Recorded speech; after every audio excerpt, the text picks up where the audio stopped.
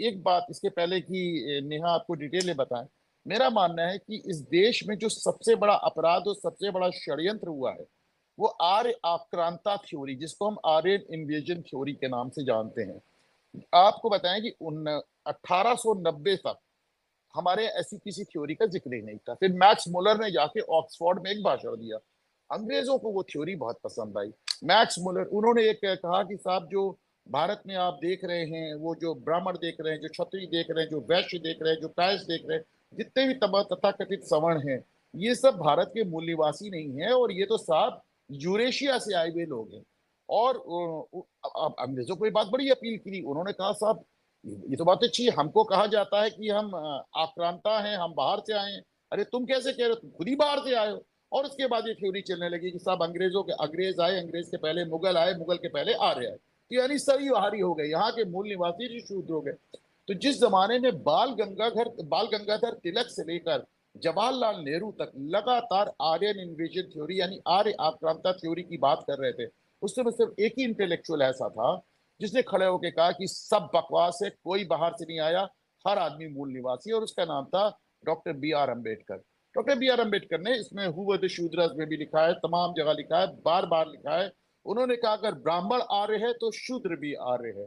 उन्होंने कहा कोई बाहर से नहीं आया, सब मूल निवासी है। लेकिन ये एक ऐसी थ्योरी थी जिसके आधार पे अंग्रेजों ने हमेशा के लिए इस देश का भविष्य लिख दिया। उन्होंने कह दिया जो उत्तर भारतीय हैं वो आर्य हैं, और जो दक्षिण भारतीय हैं वो द्रविड़ हैं। कुछ इस तरह की बात समझा दी गई कि आर्य बाहर से आए, और द्रविड़ लोगों को उन्होंने हरा कर नीचे की तरफ ढकेल दिया, नीचे की तरफ यानी साउथ इंडिया में ढकेल दिया। और ये कुंठा वहां पे बहुत सुनियोजित तरीके से लोगों के दिल में बसाई गई।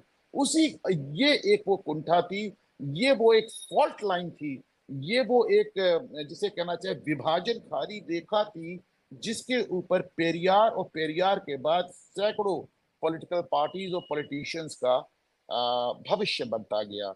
You would agree Neha?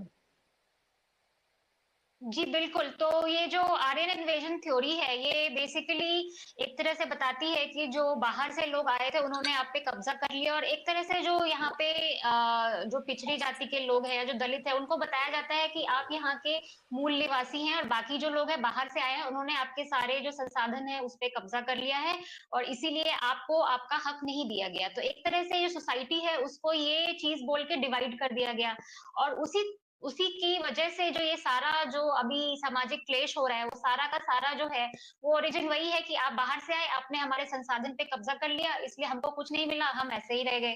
तो ये बेसिक जो कॉन्सेप्ट था, that was the basic origin of the Dravidian movement. तो